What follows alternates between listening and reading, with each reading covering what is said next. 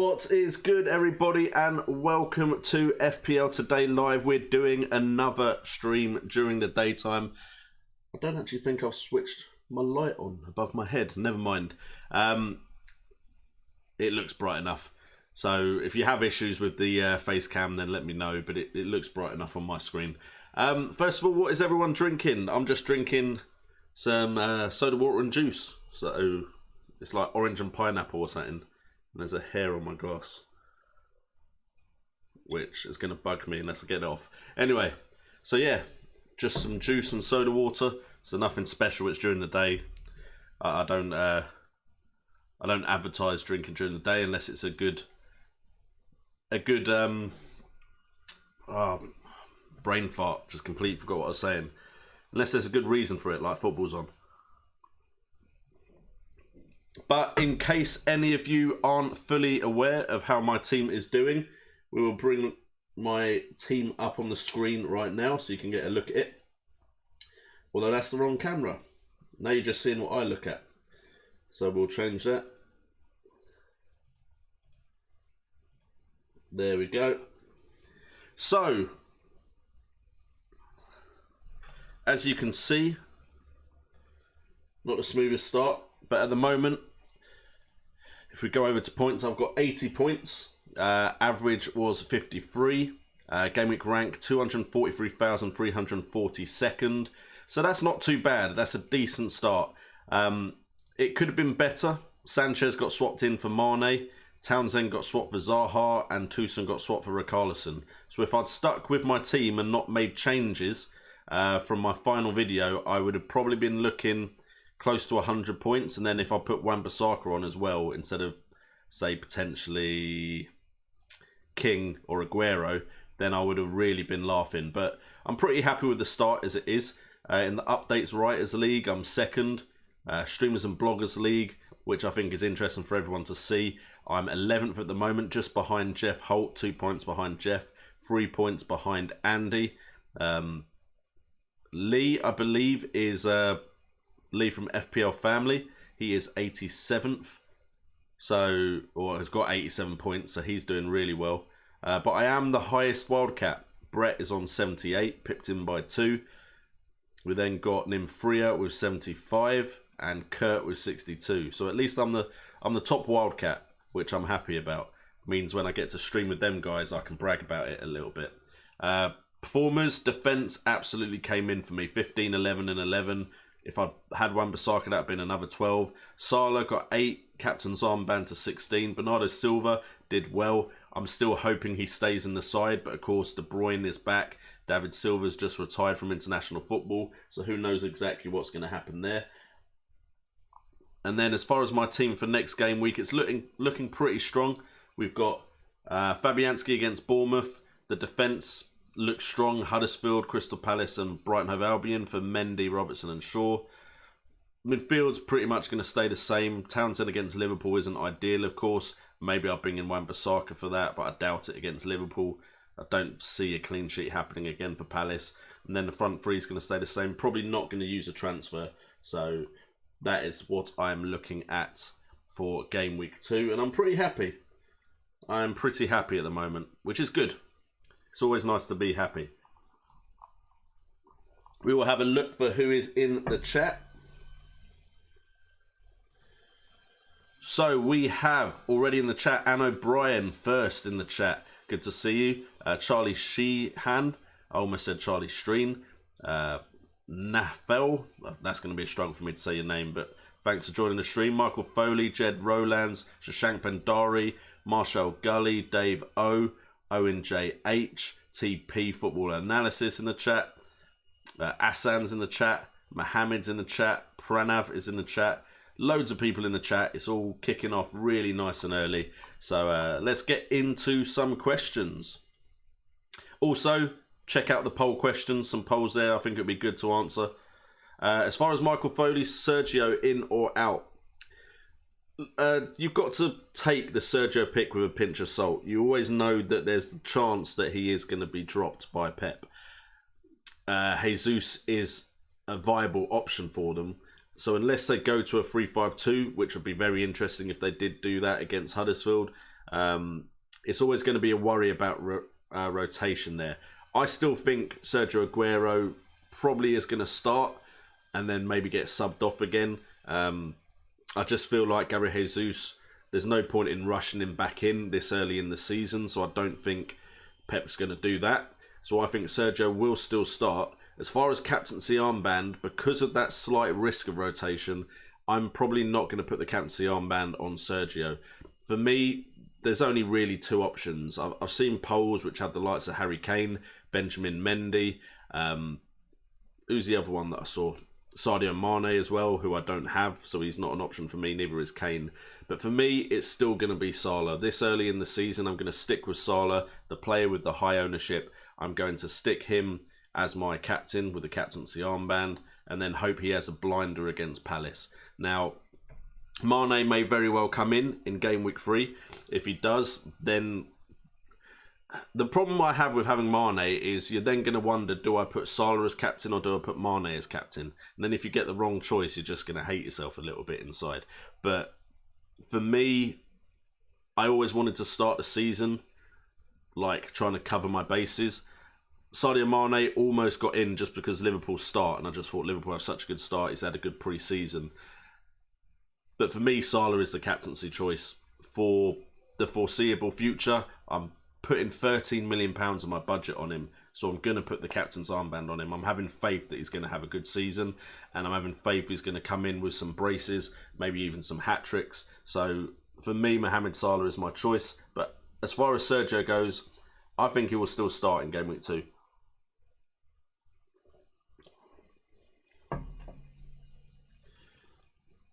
Should I keep Leroy Sané from Jed Rowlands? I would say wait for game week 2. See if Sané starts in game week 2. If not, you've then got 2 transfers, if you've not already used your transfer, to try and figure out after 2 game weeks who is the Man City option that is nailed on. I have a gut feeling, as Philip Ahern has just joined the flock. Thank you so much for that. I've got a feeling that Mahrez, having been brought in, is now one of the favourites of Pep. I think Raheem Sterling has actually worked his way up to being one of Pep's favourites as well. I think Sané may have been brought in because Pep didn't think Sterling could do a job, but Sterling's proven him wrong, and now he likes Sterling. So I kind of worry that Sterling and Mahrez could be the favoured out wide options if they play a 4-3-3 or a 4-2-3-1. You've then got the possibility of 3-5-2, which I think would really hurt the wide players' chances as well. I would just wait and see if he starts in game week 2. If he starts in game week 2, and then you get some more news from Pep. But, I mean, it's not looking good for Leroy. Pep's not said great things about him. And then again, he didn't say great things about Mendy necessarily as well, as James Sweeney has joined the flock as well. My computer is not notifying me when you guys are subscribing, which is a bit annoying. So yeah, it's not looking good for Sané, but I would wait one more game week.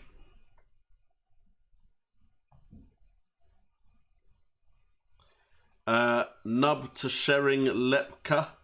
I've activated my wild card. Your thoughts, please. You're not going to like my thoughts. And this isn't me trying to be harsh in any way or anything, but I think that's a very knee-jerk reaction to use your wild card in game week 1. Realistically, we're looking at one game week where a player can have a good game week and then be rubbished for the rest of the season. A player could have a good game week and then get injured and be irrelevant. A player could have a bad first game week and then hit the ground running from game week 2 and have an absolute blinder. Game week 1, as we hit over 100 people watching, thank you so much for the 100 people watching. We've only got 1 week's worth of data to go off of. We've also got the fact of rotation, people not fit, people are fit, people are getting used to their sides, new managers, loads of things have changed. And we're trying to read everything from one game week. I think using your wildcard this early is too risky. I've generally, as we have Katie joining the flock, thank you so much. I generally play my wildcard early-ish after I whistled then when I said early-ish. So apologies if that was high. Generally, I try to play my game week. Sorry, Mustafa's now joined the flock as well. Generally, I try and play my wild card around game week 4 to 8. The later I can play it, the better. But ideally, I want to try and maximise my points from game week 9 onwards. The thing is, the later you can use it towards game week 8, I think the better. But I don't think you want to use it too late and too close to the January transfer window either. So I think you've definitely used it too early. I will try and use it as close to game week 8 as possible, but could be using it around game week 4.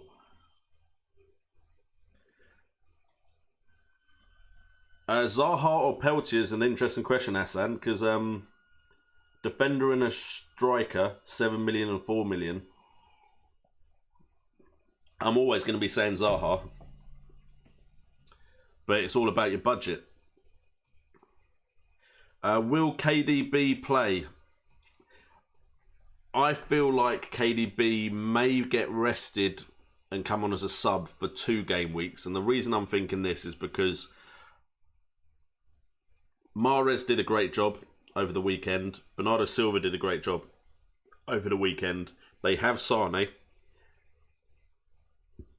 Gundogan and Fernandinho, they did well as well. So do they really need to rush KDB back? Don't get me wrong, I think KDB is the linchpin, the main player that Pep builds the side around. I think he's going to be the most nailed-on option throughout the season. But is it worth bringing him back early and he gets an injury, especially against Huddersfield? So I feel like Silva may start. And I'm hoping when KDB does come in, he takes Gundogan's slot, because I think Silva's looked very, very good and sharp at the beginning of the season.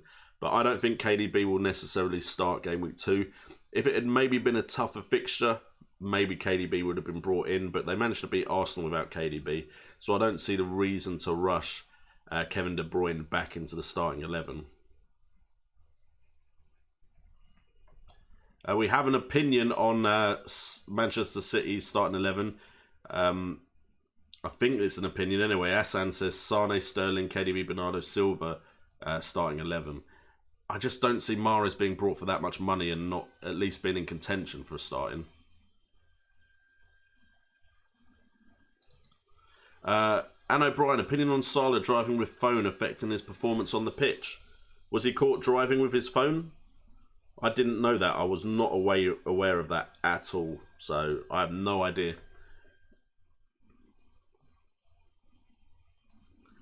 Stay with Sessegnon or transfer out from TP. The worry with Sessegnon is he does get put back into left back every now and again. Also, I think there's potentially better options in that Fulham side. I think Mitrovic could be a very, very good option in that side. So for me, again, hold for a week and see. Watch 2 Fulham games and then make that kind of decision. Or even if you're unsure, wait again and make that decision in game week 4 or 5. There's no rush. It's a marathon, not a sprint. The exact same goes for Alexis Sanchez as well. Keep him for now, see how he does. And then once we've seen how he does in the second game week, if he's still that poor, then maybe we transfer him out. Danny Ings did look very, very good with his cameo performance for Southampton. If I can find him.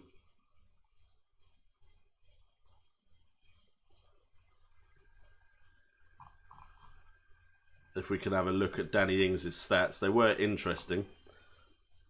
There he is. So Danny Ings only played 34 minutes. But in that 34 minutes, he had 3 attempts on goal, 2 of which came from inside the box. Minutes per attempt, 11.3, which is quite good. Created 4 chances as well, which meant he created a chance every 9 minutes. So he was definitely having an effect on the game when he came on. Could be a very, very good option for your third striker. So I am very interested in Danny Ings, as Yanks has just joined the flock. Thank you so much, Yanks.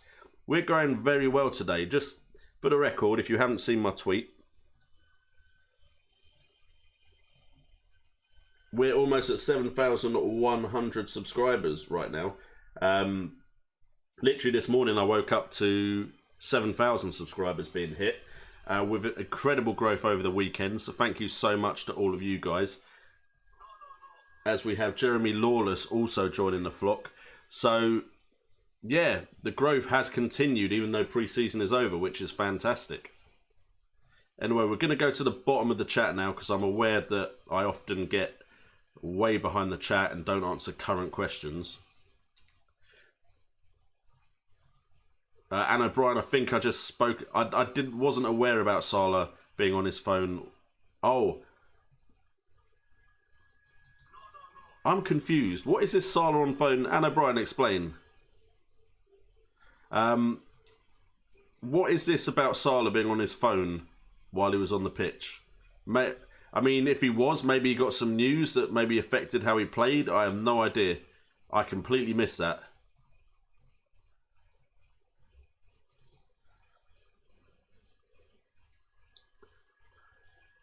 Pranoy Banerjee, can I start PVA against Liverpool in my starting 11? Pranoy, I really wouldn't risk it myself. Now, I know the reason you bring in someone like Pranoy, I'd bring you into my side. The reason you bring someone like Patrick Van Aanholt in is his attacking returns. You're not expecting the clean sheets from Palace like you are at Man City, so on and so forth. The reason I wouldn't play Van Aanholt against Liverpool is because I really doubt it's going to be a clean sheet. So then you're relying on the fact that you think he's going to return some sort of assist or goal. That could happen, of course, but I personally don't think he necessarily will. It's not guaranteed. In 38 game weeks, he's not going to score an assist in every single game week. I mean, if he does, then we all need to bring him in. So I think with someone like Patrick Van Aanholt, if it's a competitive fixture, and by that I mean Crystal Palace are playing someone you fancy him against, I would then put Van Aanholt in because he might get the clean sheet and he might get the goal or assist. But if it's against someone like Liverpool, I personally wouldn't risk it because I think you need that goal or assist because Liverpool are capable of putting 4 or 5 past Palace. So I personally wouldn't put Van Aanholt in my starting 11.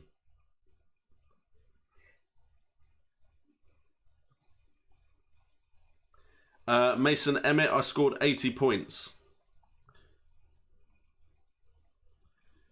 See, Zipto God, I have no idea how that would have affected him. Maybe his confidence might have been knocked because he's been pretty untouchable, hasn't he, last year? Like, he was the role model, great for the community, all that kind of stuff, bringing people together, great on the pitch, everyone loved him. So maybe there was a slight knock on him. Maybe he was getting a bit of I don't want to be like judgmental, a God complex, and then this happened. So, but again, I have read nothing about it, so I can't really place judgment. Shashank Bandari says Richarlison is training. Injury concerns are officially over. That's great.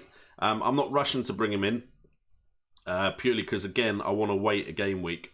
And if I see him have the same kind of performance again in Everton's next game, which is against, I should remember it really, Southampton, then I might bring Richarlison in. As we have Mason Emmett joining the flock as well. Thank you, Mason. Captain Salah or Mane? See, this is why I don't have both, because that's a difficult question. Off of last game week, Mane just had more attacking threat, but did score one more goal. The reason he scored one more goal is because he wasn't given offside. As Matthew Smith joins the flock, if he'd been given offside, then they'd have scored the same amount of points pretty much.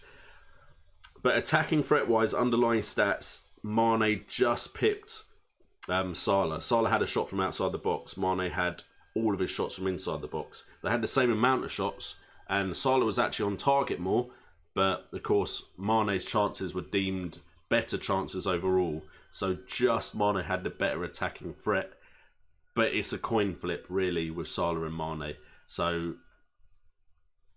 I can't answer that question. I'd say if you only have one or the other, those are the captain picks. Unless you have Aguero and you're trying to cover yourself as far as the percentage of people picking someone as captain. I got 80 points, Jack.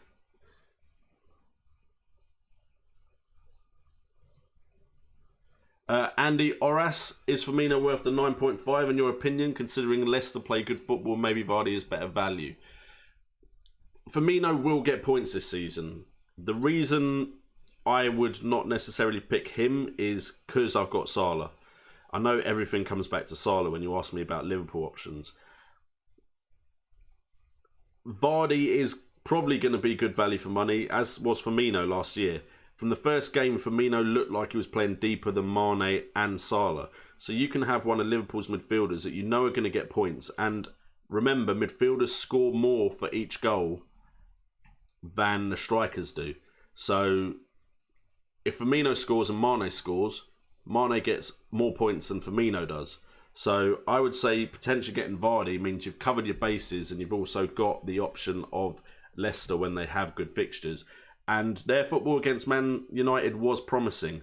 Chilwell looked good. Demarai Gray looked good. I think Chilwell had like the most touches in the opposition half out of any defender. Demarai Gray looked promising. Maddison, first game in the Premier League, looked very promising, did Maddison. Iheanacho, if they played two up front, could be a bit of a differential as well. Vardy, of course, came on, and Vardy loves a goal against the big teams. So Vardy is definitely an option. Pereira as well, playing out of position at the beginning of the game, playing right wing instead of right back. So I think there's a lot of good options at Leicester, and I'm answering some other questions about Leicester there I can see as well. Someone asking about Maddison. I think, again, one game week, let's not make drastic moves, but let's watch Leicester's next game. Leicester's next game is against Wolverhampton Wanderers. So I think it'd be very interesting to see if they perform as well as they did against Man United. Then potentially, if they do good, to me, the reason I like Neves, and I did say at the beginning of the season I was slightly worried about Neves, is while he is a centre mid and he won't necessarily get that far forward, he is quality enough that he could potentially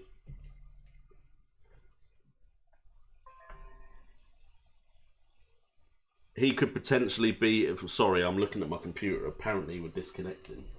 So that's a slight worry that we're disconnecting. So basically, Neves has that quality to attack. Like, get set-piece returns. Has that quality to find a great ball going forward. Jed, I'm aware the stream went offline. I think my Ethernet cable came a bit loose, so we should be good from now on. I've made sure it's in there.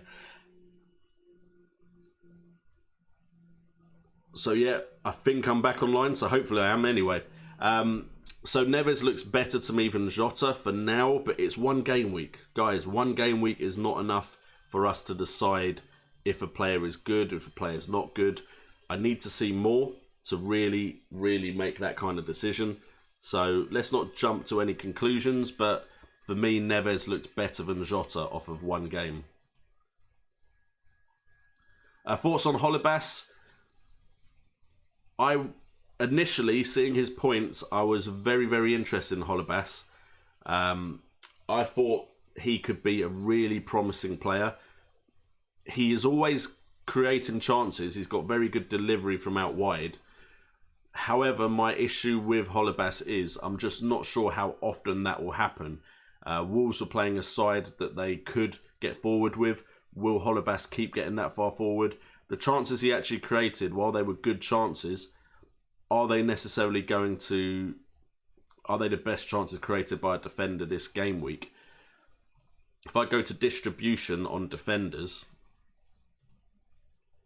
Holebas created 5 chances, but only one of those was big. A lot of other defenders created one big chance. 11 crosses, which is a good number overall, but he didn't actually get into the opponent's half that often. Which, compared to like other defenders, you've potentially got other defenders that could have better attacking threat than Holebas. Just because game week 1 he managed to get 2 assists doesn't necessarily mean that over the entire season he's going to be the better option. As far as successful passes in the opponent's half, you're looking at Azpilicueta, Robertson, Alonso, all getting better. As far as successful passes in the final third, Chilwell, Robertson, Doherty, Azpilicueta, Mendy. So you've got a lot of people that are potentially going to offer more up front than Holebas will as far as scoring points.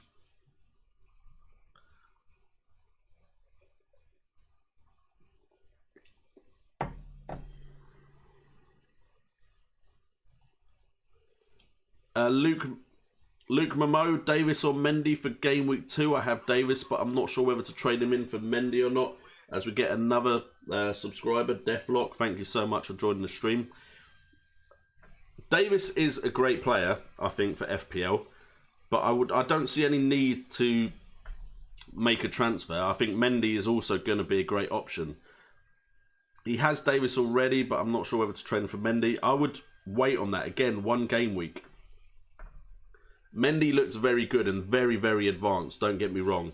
But Davies out on the left for Spurs was also a great option.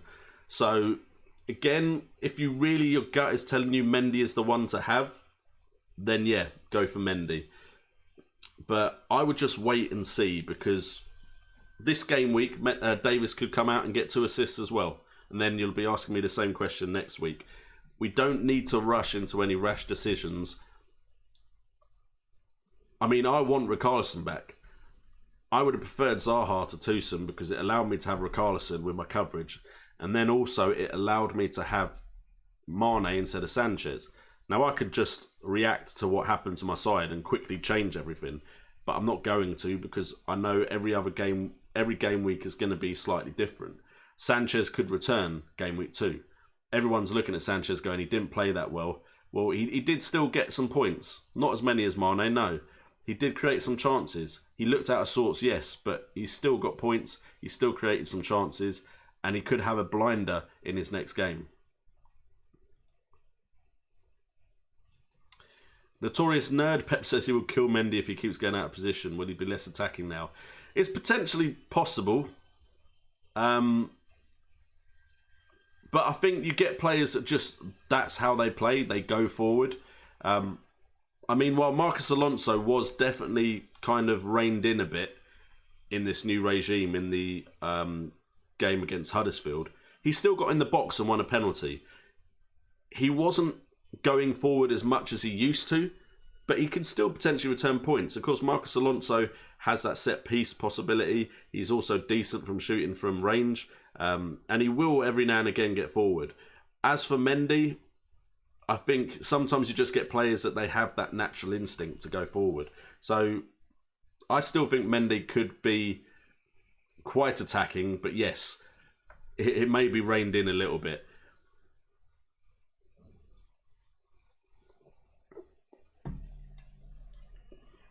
We've got Nim Freya in the chat. Nice to see you, Nim. Thanks for joining the stream.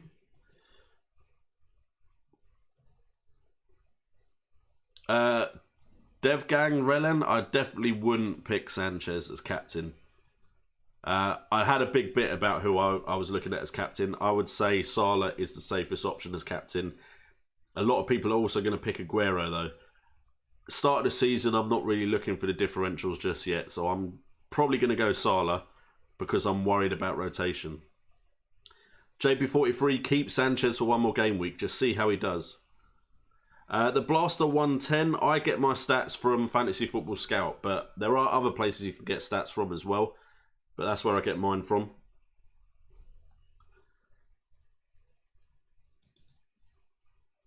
Sadiq Abubakar, I've seen your question a couple of times. Wan-Bissaka against Liverpool, I'm not going to risk it because I don't think they'll keep a clean sheet. Could Wan-Bissaka get an assist or a goal? Yes, possible. But again, defenders don't regularly get goals and assists. I mean, if you find one that does, then of course you want to bring him into your side. But it's not going to happen every game week. And I don't see Crystal Palace keeping a clean sheet. So I will not be putting a Palace defender in.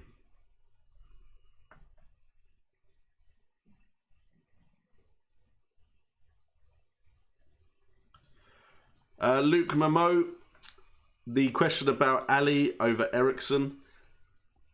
When Ali is on form, I'd say Ali is more likely to get goals, which of course score more points and assists. Eriksen for me is more, what's the word, consistent. So I would potentially, it all depends. If you're going for quick points, Ali looked sharp and could potentially be one that gets you some good goals and gets a big score. Eriksen to me is always going to be one that gets assists and points are going to keep ticking over, and you can be more sure of him getting you returns than you can with Dele Alli. But when Dele Alli does get returns, it's probably going to be a lot more than Eriksen does. As Fly or Die FPV has joined the flock. Thank you so much for joining the flock, my friend.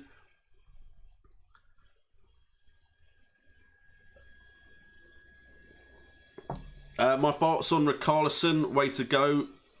I want him back in my side, but I'm not going to rush it. I need to see another good performance from Richarlison before I make that decision. Again, one game week. I'm going to say this all stream. One game week has happened. We can't jump to conclusions just off of one game.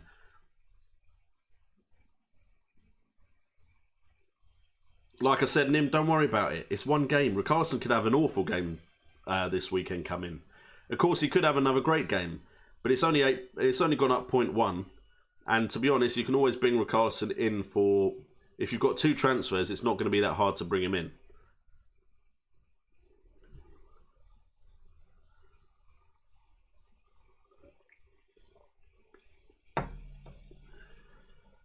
Peltier is a trap. Cardiff looked awful from Notorious Nerd.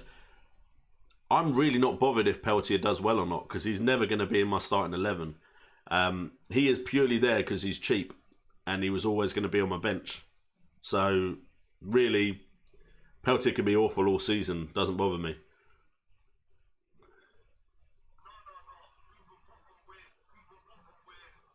Emperor, thank you for joining the flock. JP43, don't understand why people are getting Neves and Wan-Bissaka when they will just bench them. Waste of a transfer. I agree. I definitely agree if they're transferring them in when they don't already own them. If they already owned them at the beginning of the season and they're planning on benching them, then it doesn't really matter. But if you're bringing them in, if you're bringing a player in and you're using a transfer, please make sure you're playing that player. Even if it's not for necessarily the game week coming, which I don't know why you'd wait for the next game week. Please bring in players that you're going to be putting into your starting 11. There's really no point in transferring in a player unless you're really going for that team value. But for me, while getting good team value is good, I want to be well ranked at the end of the season. Now, I've already gone up 0.3 million as far as my team value because Wan-Bissaka's gone up. I think Mendy and Shaw. I'm not 100% sure on those. I know Wan-Bissaka definitely went up in price, and I know 2 of my other players went up in price. So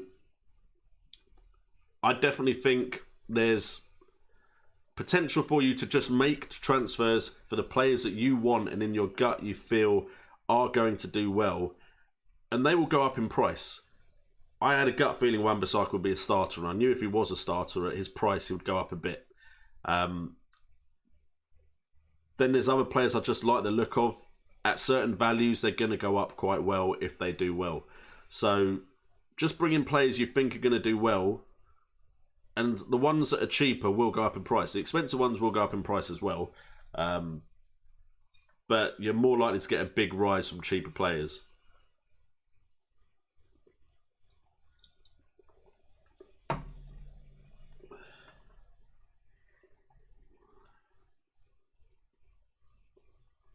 I mean, I'm going to sound like a broken record because a lot of these questions are about transfers, and I'm always going to say wait.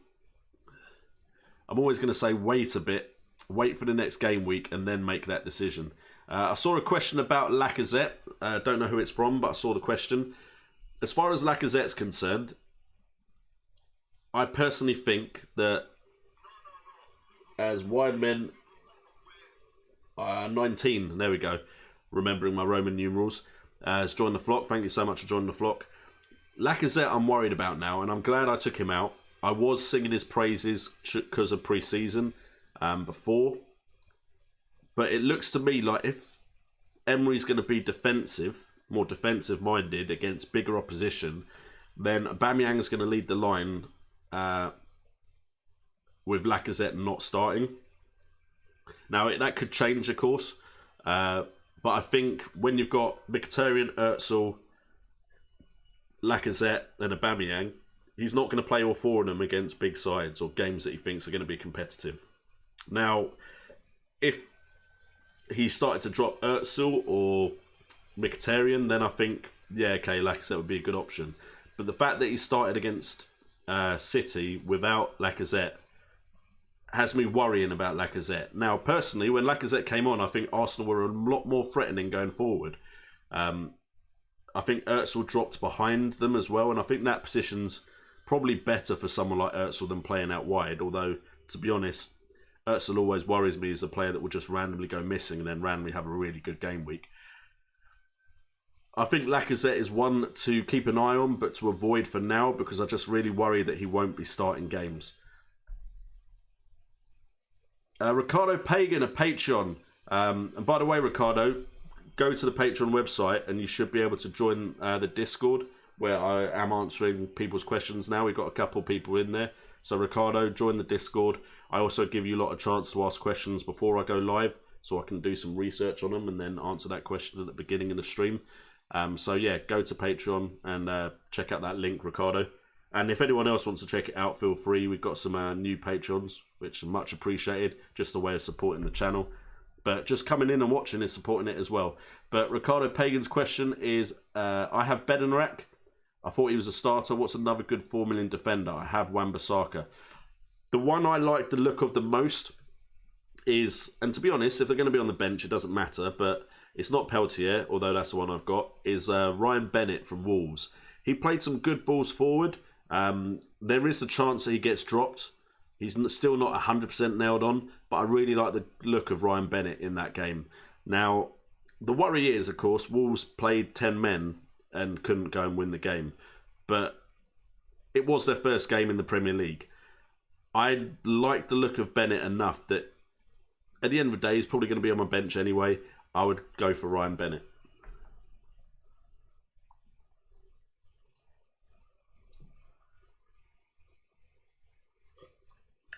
Mark Tomasic, very interesting. He's transferred in Mane for Salah.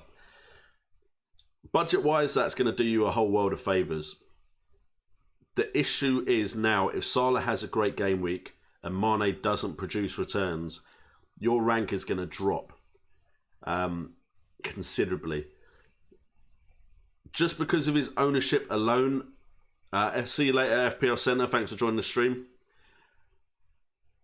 If Salah does well, you need a player of yours to match Salah, because the amount of people that have Salah and the amount of people that are going to captain him, you need to be 100% sure you're matching those points or your ranking will drop. The easiest way to be 100% sure you match whatever Salah's points are is to own Salah. Now, if your gut is really telling you Mane is going to match him all season long and you're confident you're going to captain him at the right places, then it could work out for you. I've never will say that you have to have Salah as in he is the only one you need. It's completely possible you could pick a side and completely match Salah's points. Especially with him now at 13 million. When he was 9.5 last season or 9, then yeah, for that value you needed him in for 100% sure. But that's with hindsight. So I was definitely thinking that the easiest way to make sure I don't drop rank because of a good Salah performance is to have Salah. Now, I'm not saying Mane isn't worth having. He clearly was for Game Week 1 at least. But I wouldn't have made that transfer just off of one game week, which is me again using that same old cliche. It's one game week. We don't know what's going to happen.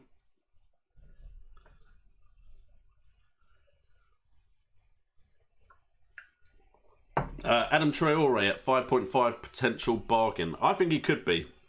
My guess is he might be the one on the right with Jota on the left. I think Adam Traore could do very, very well. He was clearly a threat when he played for Middlesbrough. Very direct, strong, fast. Could be really good at 5.5 million. If you're wanting Wolves coverage, I mean, he is more expensive than Neves, but I think you're probably going to get season long, if he hits the ground running, more returns. James JB Ryan, thank you for joining the flock, my friend. But Alex Bizwaki, is it worth doing any transfer at this stage? No, I really don't think it is. I know I'm going to say this all stream. When I go back over this stream to see if there's any clips to share with the people that didn't catch the stream and don't want to watch the whole stream when it's not live, I'm going to probably listen to myself say this over and over again, which probably even annoy me. But I really think hold the transfer, and then you've got 2 game weeks to make some decisions. And then you could just make 1 transfer and you still have 2 transfers to make in game week 3. So I just think just hold on transfers. Al Maswawi, again, Lucas Moura, give him 1 more chance. I'm giving Sanchez a chance, and he's more expensive than Moura. I think Moura was very advanced. He didn't have a great game. I'm not going to lie. I'm not going to beat around the bush. He was poor as far as what he did when he got the ball. But he was very advanced, and he could have a better game next game week. Is Jimenez nailed for Wolves? He looked good. I liked the way Jimenez played.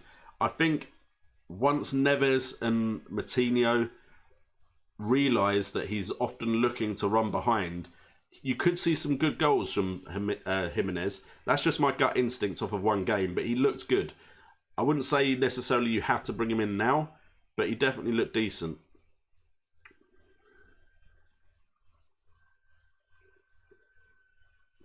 Is getting rid of Robertson for Mendy premature or a good idea given the Huddersfield game? I'd say it's premature. Again, I mean, I've got both, so it's not really something I've really thought about. But Robertson's playing Palace. As Ricardo Alvalino joins the flock, thank you so much. For me, they're both potentially going to return points. But who's more nailed on? Pep could drop anyone, pretty much. As Ben Ali joins the flock. Pep could drop any player, probably apart from KDB when he's fully fit and back. Whereas Robertson looks pretty nailed on as left back at Liverpool. Like almost 100% nailed on. I know they've got Marino, and I reckon once Champions League comes, then we've got a bit to worry about. But I think for game week 2, Robertson's starting. So I personally think stick with Robertson for now. Game week 2, Mendy might score more points. I'm just thinking a bit longer term. And just taking the safer route.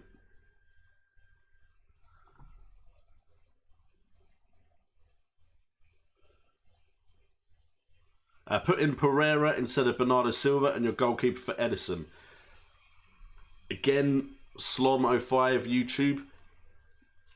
I really liked Pereira's in my watch list. If you didn't see this morning, I released my team video where I went over my team, the transfers I'm looking at. I think Pereira could be good this season.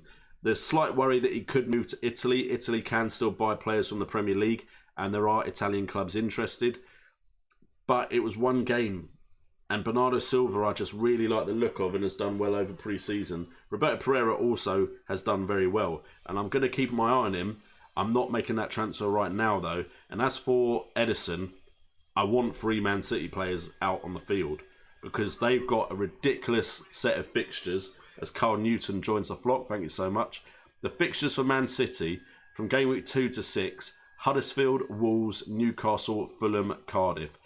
I want 3 outfield Man City players. That's what I want in my life. So that is what I'm going for. So there's no room for Edison for me. Ricardo Avellino, Peltier's going nowhere near my starting 11. Nowhere near. Egert Heinla. I have a question. Do you prefer having a top 6 defender against a top 6 team or a bottom team against a bottom team at home, which would be more certain to score a clean sheet. Top teams might give assists. I find it hard when I have a premium price defender not to start them. So if I have a Mendy, a Robertson, a Shaw, the likelihood they're going to start is probably going to be pretty high. Now, it will depend on how I think the game is going to go. So, for example, if I'm confident that a Liverpool side are going to beat a Man United side at Anfield, I may then drop Shaw. There is probably more likelihood of Shaw getting some sort of return from another route, but I think most of the time I'll play the premium price defender. I think bottom team against bottom team is just as unpredictable as top team against top team. You can have a team that are 20th, look like they're getting relegated, and then they beat the side that's 15th. So I don't think there's ever a time when a clean sheet is more certain. And if that's the case, I kind of probably will look at the players that I have a gut feeling might get a clean sheet, or I have a gut feeling might return some attacking points. So that's the way I would look at it. But to be honest, with clean sheets, it's a bit of a guessing game.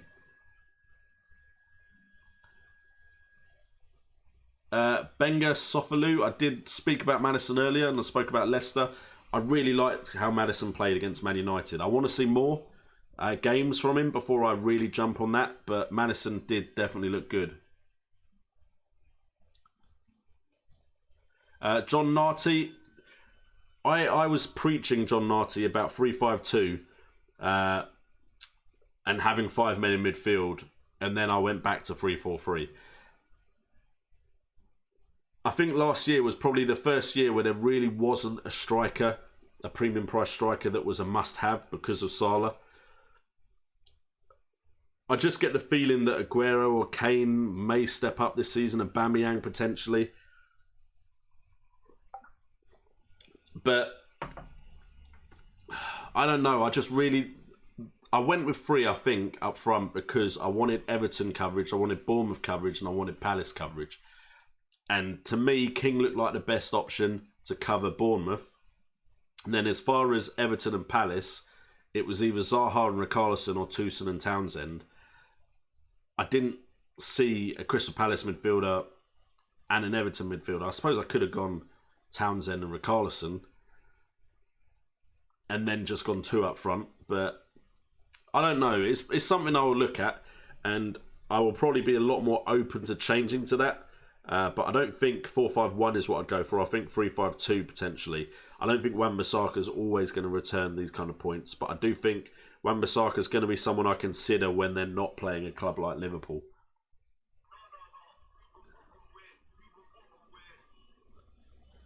Thank you so much for the sub. I don't know how to say that word though, but thank you so much. I see you. Has M, I've spoken about Aguero. I think he could be risky. Notorious Nerd, who would I have, Lukaku or Aubameyang? Now, those of you who watch the channel for a while will know that I have an issue with Aubameyang for some... not Aubameyang, Lukaku. I personally think Lukaku is one of those players that can really go missing. I think at Man United, he's definitely going to get good returns because he's the striker for Man United. And at the World Cup, he looked really, really good. But I don't know what it is about Lukaku, but maybe because I've been burnt by him a lot. And sometimes FPL players will bring a player in when they're really on form, and then they don't do it once they've been transferred in, and then they don't look at them again. And I definitely think that could be the case with Lukaku. I just don't like Lukaku as a choice. I think as far as a premium price forward, I think there are better options. Thank you so much for the follow, Crab. I just think Aubameyang looks more promising to me. So I would definitely go Aubameyang. Then again, I'm not affected by how Aubameyang has played. Thank you so much, Benga Sofalu, for the £10 donation. Much appreciated. That is absolutely huge. Thank you so much. Really appreciated when you guys support the channel in such a way. Can we get some hearts in the chat for the £10 donation? Absolute star. Hope the baby isn't keeping you awake too much. You should have seen me this morning. I was in a bad mood this morning. Just ask Mrs. J&O on Twitter. I was in a bad mood. So Then again, so was she, because she was getting up to feed her. As Game of Beast joins the flock as well. But yeah, I prefer Aubameyang as a player. I really do. So that is why I go Aubameyang. Is there anyone on your watch list to transfer out? So if I'm looking at my team, and I'm assuming that's what you want me to do, look at my team and see if there's anyone I want to transfer out. I think a lot of my transfers are more to do with who I want to get in than who I want to get out of my side. I'm happy with Shaw. Goalkeepers, for now, I'm happy with. Goalkeepers is something I'd change on a wild card. I'm not going to change it before. Wan-Bissaka, I'm happy with. Mendy, Robertson. Peltier, I think Bennett's a better option, but that seems like a wasted transfer because he's not getting off my bench, and neither would Bennett, most likely. Salah, I'm happy with for now. Bernardo Silva, happy with. Sanchez is someone I'm looking to get out, but it's because to bring in Mane, easiest way to do it would be to transfer out Sanchez. To bring in Eriksen, easiest way, Sanchez. I mean, Salah would also be an easy way, but literally with these two, apart from Sterling, transferring out Sanchez can get me any midfielder. Townsend, while I'm annoyed he didn't return points, while Zaha did, if I actually look at distribution from midfielders, and I was hoping Townsend could be my differential, but he wasn't. Chances created. Where are you? I'm sure you created chances. At least I thought you did. I may be completely lying now. Let's just go sort by team. Then find Palace. Oh, one chance created. Is that it? Oh, that's not as good as I thought it was. So Andros Townsend is suddenly not... I for some reason I thought he created more chances, but he clearly didn't. Goal attempts, he had 2 attempts on goal. Both of them on target. So shot actually 100%. Only created 1 chance. Did he have any crosses? 3 crosses, only 1 successful. So that's not ideal. His heat map shows him quite advanced though. But I suppose Andros Townsend off of that is one that I potentially might be looking at getting rid of. Stevens, again, is just a placeholder. Unless I start changing to a 5 midfield. Aguero, I mean, when you're that expensive, you need to start returning. And the thing is, Aubameyang, I'm fully aware, has good fixtures once they get past Chelsea. So that could change to Aubameyang, especially if Aguero's rotated. Toussaint, I wasn't over the moon with how he performed, but I wasn't upset with how he performed either. King needs to do something as well, most likely next game week. If Callum Wilson outshines him again, then I'm going to be slightly worried. But in pre-season, King looked like the one to go for. But that doesn't seem to be the case anymore.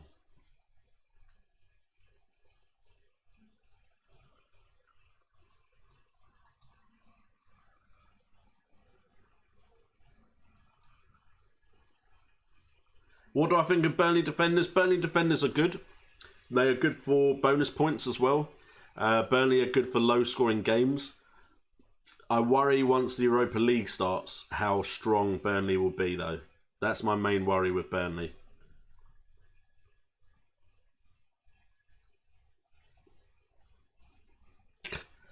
Larry David, because it's FPL. Why wouldn't you put so much time and effort into it? It's the game I love, man. Although, you do win prizes. I know you get prizes if you become number 1. So, and I think you win prizes if you're number 1 monthly as well.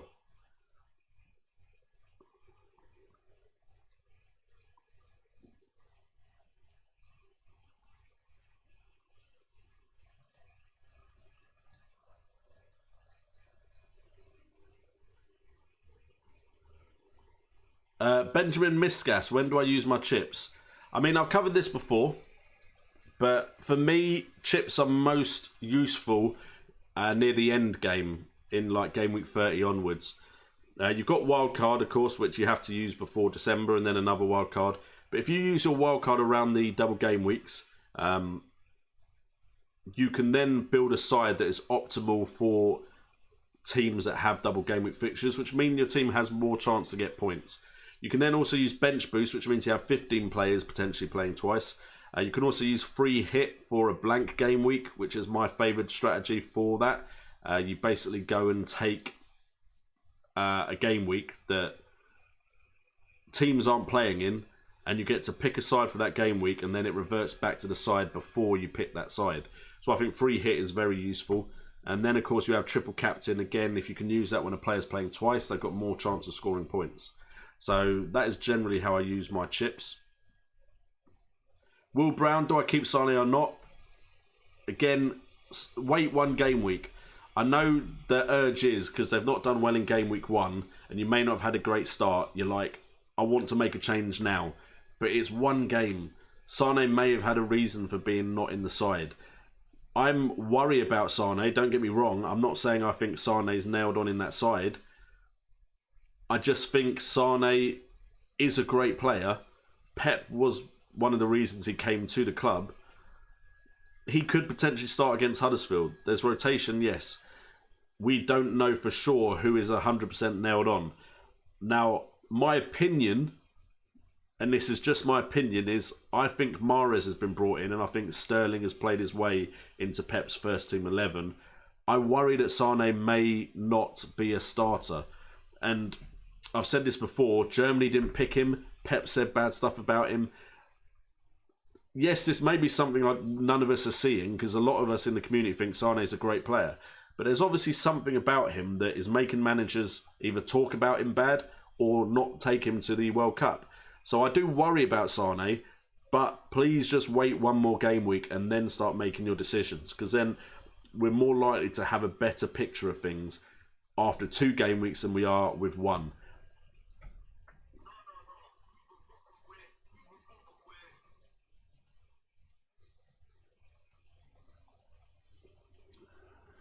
Pranav Hupraka, is Rickarlison better over Aguero as a captain option? I would never say that. Rickarlison will probably nearly always be, unless he has an absolutely amazing season, a differential. Whereas you're putting the captaincy armband on him because you want to take advantage or try and catch up other people as we get more people joining the flock. Thank you guys so much. Playing it safe with captaincy armband, what you do is you try and figure out who most people are going to pick, and then through that you pick one of those options, because if it doesn't work out, it hurts you less than if it did work out. Or if it doesn't work out or does work out, you get hurt less. And if you pick someone completely different, say you pick someone with only 4% ownership, or I know Rickarlison has higher ownership, but he's probably less likely to get picked as captain by people. So say he's got 16% ownership, but only 1% of that pick him as captain. If you get it right, and he's the top scorer in the game week, you're going to be laughing. Your rank will jump. So if you're then chasing rank, then that's something you can potentially do. But if you're trying to play it safe, and I think at the beginning of the season it's better to play it safe, then picking one of the more popular options means even if you get it wrong, there's not loads of people that have picked something else to you and got it right. Now, Salah is the most owned and is one of the favoured captaincy options. Aguero's highly owned and looks like he's going to be the most captained option going into this weekend. So for me, one of those two is the best bet. And then with Aguero potentially being rotated, then I would say Salah's the safer option for me.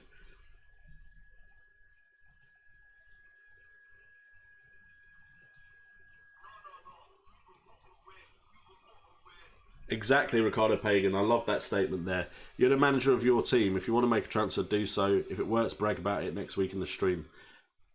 Exactly. I know I'm saying don't make a transfer, but I'm just giving you my opinion. And to be honest, everyone has to play their own game. Now, this channel for me is about bouncing ideas off of each other. So I'm happy to see ideas in the chat as well, not just questions. And then I'll discuss them as well. If you want to beat me, or you want to be top #1 player, you probably can't make all the same moves I make. You probably need to use your own options. Come to people like me and other people that do YouTube videos and kind of listen to their opinion, but don't let it affect you and your opinion too much. Unless it's something you've not thought about or something that you've not considered. I'm not here to spoon feed you, and I apologise if that's what you want, but I'm here to give you information, and then you do with it what you think is best for your team. You may be a mini league player, and you may want to beat someone in your mini league, and that's more important than overall rank. Then I'd suggest you look at that person's side and try and pick players that will make you outscore that one person if they're above you in the mini league. But I am a Fantasy Football Scout member, by the way, the Blaster 110. I'm not going to be right all the time. Sometimes I will be wrong. Sometimes I will say, well, like, for instance, I had Mane in my side and I said, Liverpool have such a good first 3 or 4 games that I need to have Mane as well as Salah. And then I got off the stream and I took out Mane for Sanchez because I was worried Sanchez would have a good game week. So I get stuff wrong as well, but I generally rank quite highly. And so these streams and the videos are meant to help you to do the same. I'm on 80 points, Kai. And Jim. 80 points, and I'm 243,000 and something. Emperor, Alexander Mitrovic's underlying stats were good. I will say this. Whilst he did have the most shots on goal, he had 7 shots on goal. 3 of them were from inside the box with 3 on target. Callum Wilson had 6 shots, 1 less. All 6 of Callum Wilson's shots came from inside the box. 3 were big chances as well. He had the most big chances. If Callum Wilson has another game like he did have, then I think Callum Wilson is also a very good shout. He comes in at 0.5 million cheaper than Mitrovic, than King. Jimenez also had 2 big chances. So did Zaha, so did Vardy. Big chances generally are chances that you expect the striker to score. So, or expect him to at least really challenge the goalkeeper. As far as shots on target, Wilson again matched Mitrovic. So there are other options than Mitrovic. Penalty touches, Wilson had 12, King had 10. Bobby Reed, who I wouldn't look at, had 8. Mitrovic, I've now got to find him. Where are you, Mitrovic? He had 5 touches in the penalty box. That's less than Iheanacho. So there are other stats that we can look at, but don't get me wrong, I think Mitrovic is definitely one that we should be watching. As we go over 300 people watching, thank you guys so much.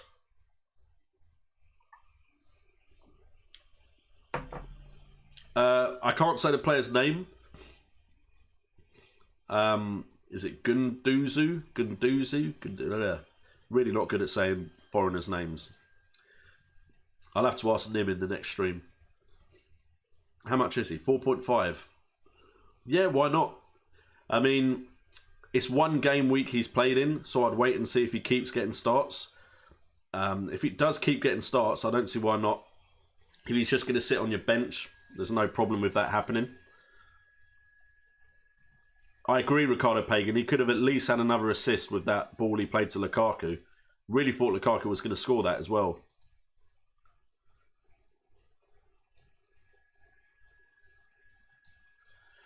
For me, can be Lobacta, KDB or Eriksen. If you're set on having one of those as your captain next game week, I would probably go Eriksen because I'm very confident Eriksen will play 90 minutes or roughly around 90 minutes. Or at least over 60. I still am of the opinion that I think KDB may get rested 1 more game week because it's only Huddersfield they're playing. And Bernardo Silva's been that on form that I think Bernardo Silva may get 1 more game week. That's, of course, if De Bruyne is taking Silva's spot and not Gundogan's spot. So for me, Eriksen's the safer choice.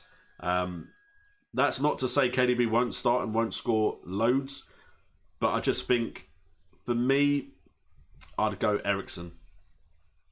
Arthur Bremond, I did speak about Ricardo Pereira before. Apparently good rotation with Wan-Bissaka as well, which is a plus. Yes, he started as right mid, which is great. He also got the assist. He looks like he could rotate between right back and right mid. Decent player from the Portuguese league. I think he could be really, really good value for money. Is he 4.5 though? Why do I feel like he's not 4.5? Yeah, he's 5 million. That's the issue I have with him, is he's 5 million. So if I see more of the same from him, I might go with him. But right now I've got Luke Shaw at 5 million. Trent Alexander-Arnold is at 5 million. So that's the reason that Ricardo Pereira needs to do more to get into my thinking. Well done, Salvador, for captaining Mane. Bet you were very happy with your weekend. Bernardo Silva, long-term prospect. I'm hoping he is a long-term prospect, but once KDB and Silva, David Silva, are back, that's when we'll find out. I just feel like for now, until I use my wild card, he may be a good pick for me. ARG is asking about price rises. Now, look, having good team value will be of benefit to you at the end of the season. It will. You're going to be able to bring in better players for the time when there's double game weeks, when there's free hits, all that kind of stuff. Now, for me, you want to get on the bandwagons, and a bandwagon is a player that's going to rise in price a lot because a lot of people are bringing them in, when you're certain that the player is going to continue that form. So I wouldn't rush into price rises just because of one good game week. Now, Richarlison has gone up 0.1 as far as I'm aware. Could he go up 0.2? It's possible, but I highly doubt it. FPL have made it so the game is a bit less volatile than it was like 3 or 4, 5, 6, 7 years ago. Forgotten how many. Thank you, Arthur, by the way, for the good streams. Much appreciated. I think we got time with Richarlison to wait for the next game to play out before we go, we need to get on this player quick. Also, as he's 6.6 now, there's still time to get him for under 7 million. And if he does keep playing the way he's playing, even under 7 million, that's a good shout. So don't go racing into getting a player just because of the price rise. I'd say you need to be confident that player's going to do well. And to be confident, I think you need more than one performance to be confident a player is going to be a very good choice for your side. So definitely keep watching him. And if he does well next game week and you want him in, bring him in. So yeah, that's what I'd say there. Dom J with a couple of suggestions for my side. Surely Arnie for King next game week, and then also Richarlison for Townsend, surely. Again, I want to hold my transfer. I know Townsend's very unlikely to do anything against Liverpool. However, after that, Crystal Palace have Watford, Southampton, Huddersfield and Newcastle. So, yes, Everton have Southampton, Bournemouth, Huddersfield, West Ham before they play Arsenal in game week 6. For me, again, I don't want to rush into a transfer, but Richarlison for Townsend is definitely something I'm considering. As far as King for Arnie, West Ham have tough fixtures. They've got Bournemouth next, then it's Arsenal, then it's Wolves, Everton, then it's Chelsea.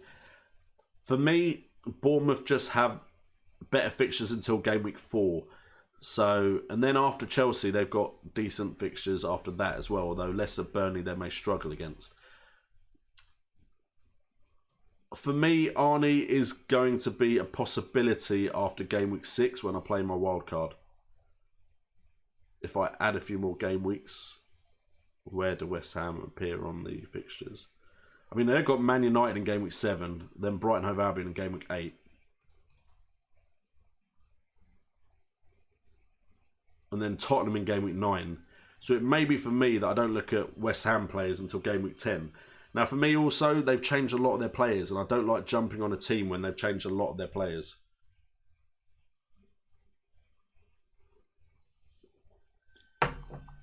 Of course, I could be wrong. Arnie's of the quality that he could score against the big sides.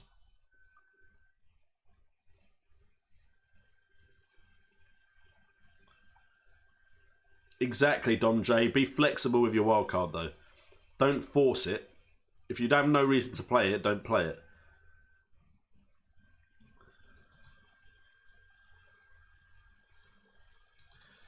To be honest, sorry, bit congested. Ricardo, I think Salah, Mane and Firmino are more likely to get subbed off early than they were last season because Sturridge is there, Shaqiri is there, Naby Keita can play further forward if necessary. What we saw is all three of them get rested. So it's possible that all of them get taken off early. Salah got taken off last, which means he could get taken off first next game week. No idea. So I am worried, but I think Liverpool are going to be more similar to Man City as far as rotation issues this year than they were last year. Joe Nagulis, I think Hazard could be an absolute must-have under Sarri, because if we look at his Napoli side, there's the potential he plays false nine. There's the potential he plays with quick, agile forwards. I think under Sarri, Hazard could thrive. I want to wait and see. I want to see him play 90 minutes, but I think Hazard could be an absolutely fantastic pick.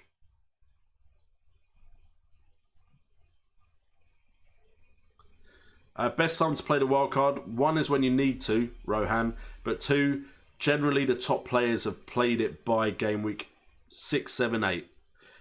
But that doesn't mean you have to. But generally most of the people with a high rank play it around the same time.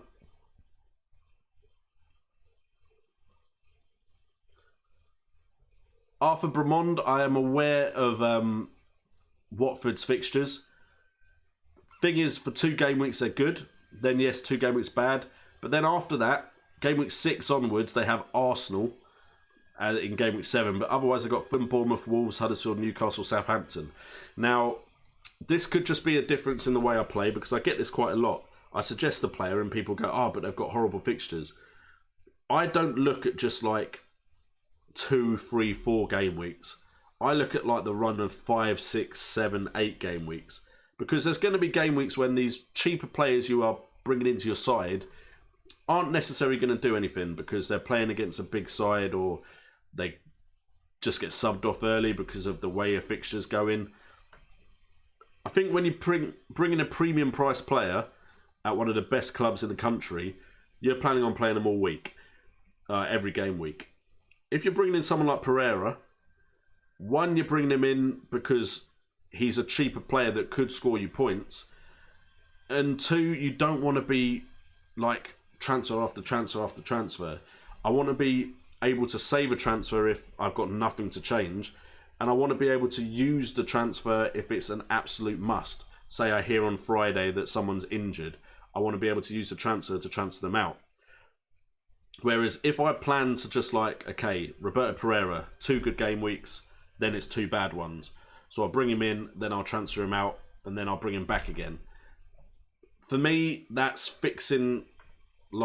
that's being too strict on yourself and maybe potentially making you miss other avenues for points. And also then if something does go wrong, then you're taking points hits.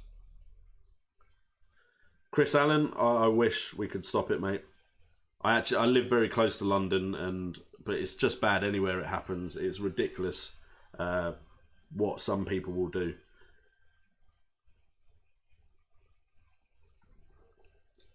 Zaha is definitely one I'm thinking of bringing in. Zaha was actually in my side before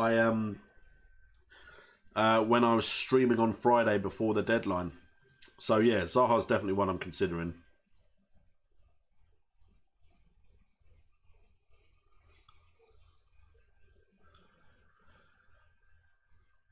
Matthew, depends. I really wouldn't take a player out just to bring him back again. That's forcing yourself into 2 transfers. Fester, Hustler, I think everyone in this chat will say keep Ricardson if you've got him. Who would I sort for Aubameyang? Rohan Sakiri? I'd just wait. Wait for this Chelsea game to get out of the way. Then Arsenal have really good fixtures.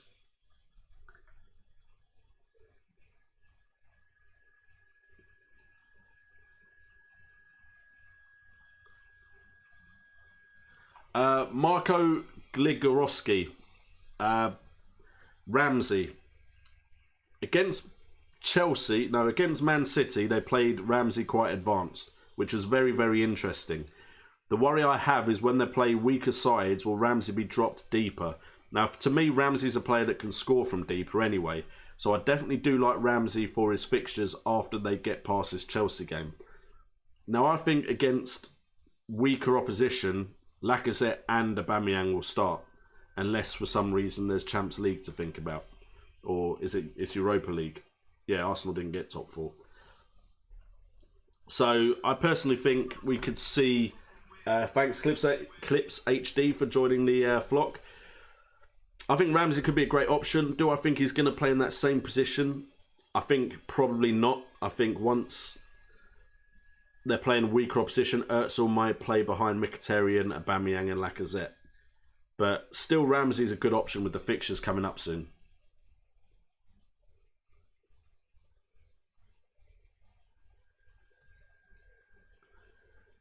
Joe Nagulis, you should be taking a transfer hit if you've used 2 transfers this week.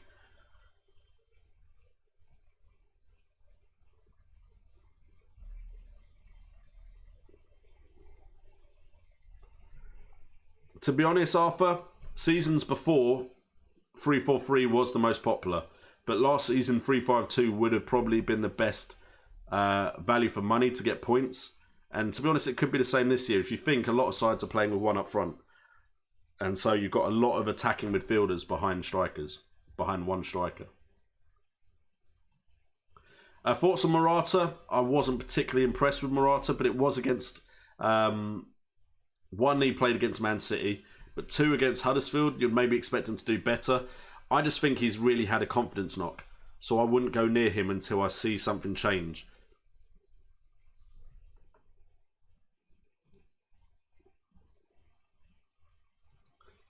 COD Gamer, I don't think it's worth a -4 this early on. Sanchez to Pogba, I mean, Pogba looked good, but there's still talk about Pogba not being happy at Man United. So... maybe next game week, if you still want that Man United coverage and Pogba has a good second game week, then yeah, I'd say that's a good transfer because you're saving yourself money to use elsewhere. Pogba he looked very good at the World Cup, looked good against Leicester, so Pogba's definitely one I'm watching. As Juicy79, I think that's how you meant to say it. Thank you for joining the flock, my friend. Almomo, no, don't use free hit if you're taking out more than 1 player. Please don't do that. Free hit only allows the changes for 1 game week, and then you revert back to the side you had before you used free hit. So don't use free hit if you're taking out more than 1 player. Free hit is something you use when you either want to have a particular team for 1 game week, or you're trying to navigate free hits or double game weeks and get the most points from those situations.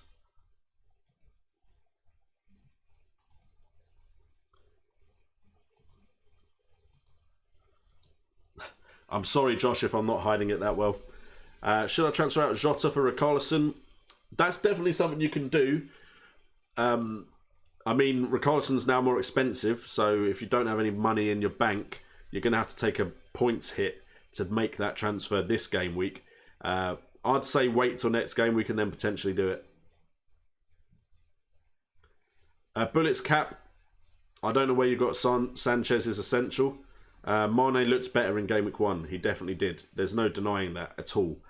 I'm waiting to see 1 more game week of Sanchez before I make the change. Mane is definitely someone in my consideration. Thoughts on bringing in Kennedy against Cardiff from Metal X Ninja. Newcastle, as far as I'm aware, and thank you for the subscribe from Rafki Danaus. Newcastle, bringing in Kennedy for the Cardiff game, you've then got Chelsea, Man City and Arsenal, the next fixtures for Newcastle, so I wouldn't do that there. You want to bring in a player like Kennedy when the fixtures look good and you think he's going to be scoring points. Now, yes, he could score against Chelsea, Man City, Arsenal, but what's the likelihood of that happening?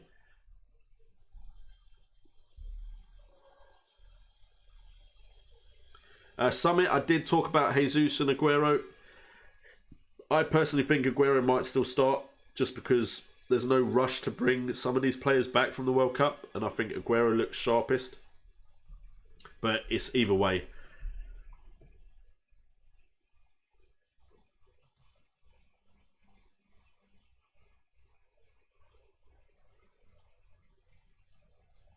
Next Lecker, it looks like Richarlison is playing as we get another member joining the flock.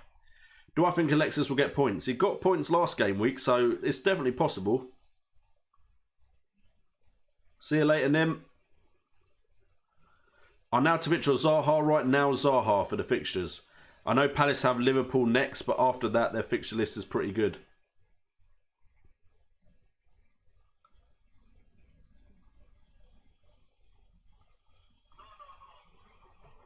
Thank you, Felix Tan, for joining the chat, joining the flock.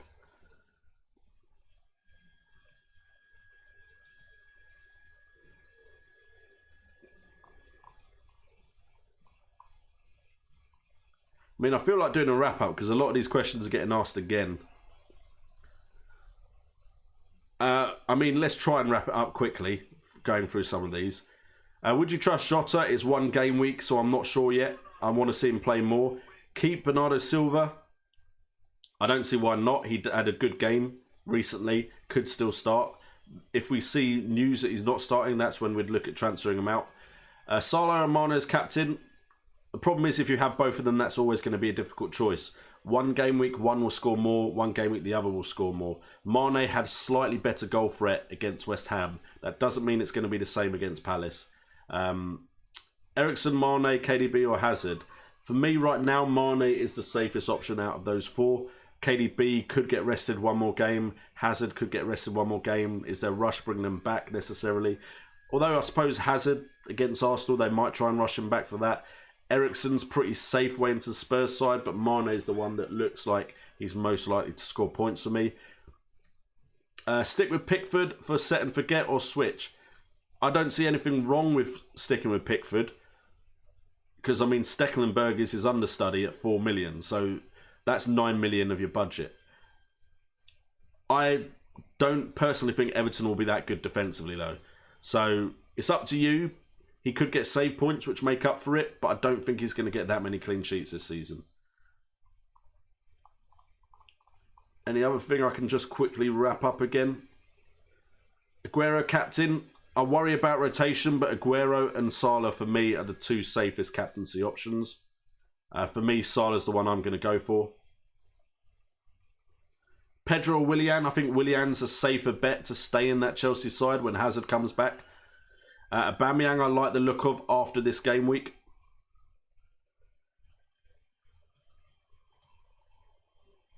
Arthur Bramond, that's a really good opinion.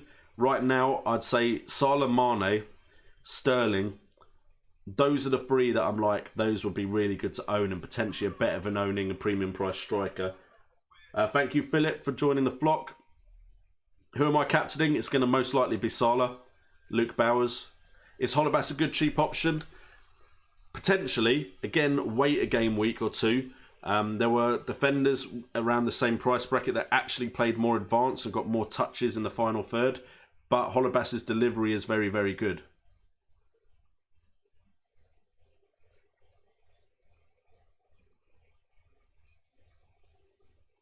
Seb Fox, I can't argue with your logic there behind getting rid of Mora for Richarlison.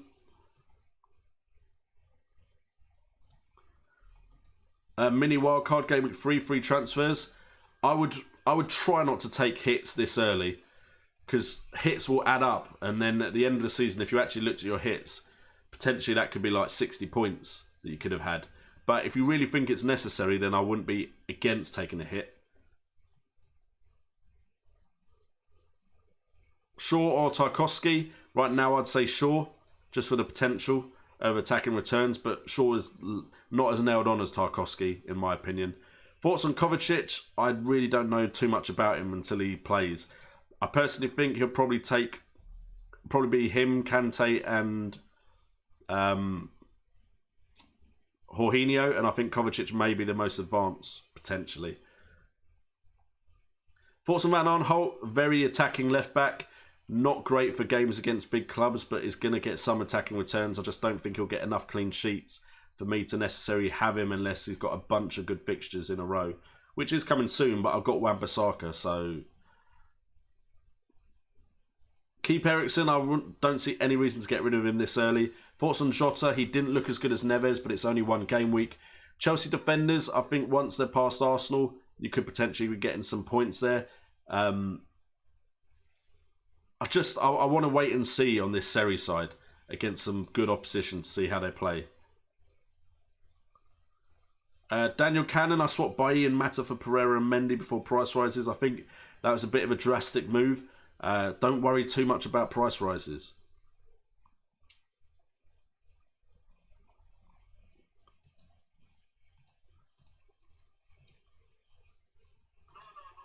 Thank you for another subscriber, Seb Fox. Thank you so much for joining the flock. Gonna have a quick look at my sub count. We are at 7,145. We are killing it in this stream, people. Absolutely killing it. I think Wan-Bissaka probably is going to still be a starter. Danny Ings or Raul Jimenez? Off of the first game week, Raul Jimenez, because I don't think Danny Ings got enough play time, Zach. But I'm definitely keeping an eye on both of them.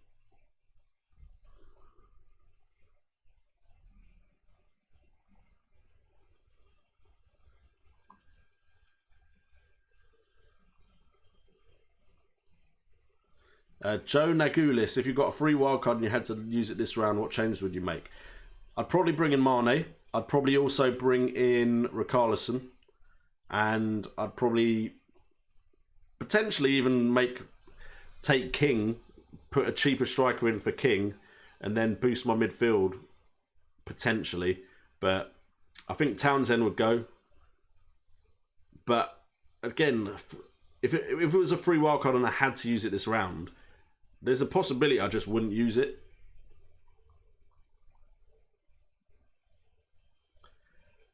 Colvert Blue. Kante said he's going to play offensive roles this season. I agree that Kante is going to now be allowed to get further forward. Thank you, Jungle Jim, for joining the flock because of Jorginho playing. But just, did you see his finish? It wasn't the greatest of finishes. I don't think he's naturally going to score that many goals. He might get more assists. But I still am not sold on Kante. Thank you, Gary Watson, for joining the flock. Orba or Aguero? Right now, for me, Aguero. And then Orba when they've got past Chelsea, because the fixtures are really good. I think Orba is more nailed on than Aguero in the side. But that is just my guess at the moment.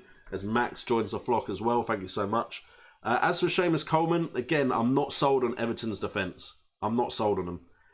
I think potentially you're looking at a side that are going to be very attacking, which could mean attacking returns to Seamus Coleman, but clean sheets are also just as valuable as attacking returns. So unless you get a defender that is always getting attacking returns, I personally think clean sheets are just as, if not more important. Thank you, Imsy01. And guys, we are going to call it here, 1 hour 30 minutes in. Thank you guys so much for joining me on this stream. It's been epic. We've actually jumped in subscribers quite significantly thanks to your guys' support. 7,151. We were under 7,100 when we started this stream, so thank you so much. Also, a big, massive shout out to Benga Sofalu for the £10 donation. Thank you so much. Thank you for all the patrons that joined. If you are a Patreon, go to the Patreon site. Make sure to join the Discord where you get to ask me questions and I answer them as any time I can during the day. And also we have some more content on there around captaincy choices as well, which of course I'll answer for you guys in stream as well. I just gave you a lot of the captaincy stuff that I've written for them in the Discord. But thank you so much for joining the stream, everyone. Thank you, Nazim Booley, for the subscriber. Check out all the links in the description. Make sure to check out my other videos as well if you haven't seen them yet. One came out this morning. I've been JNO. This has been FPL Today. And remember, it's all about the game. And my kid's crying, so I really do need to go. The wife's looking after the kid, by the way. The kid's not been left.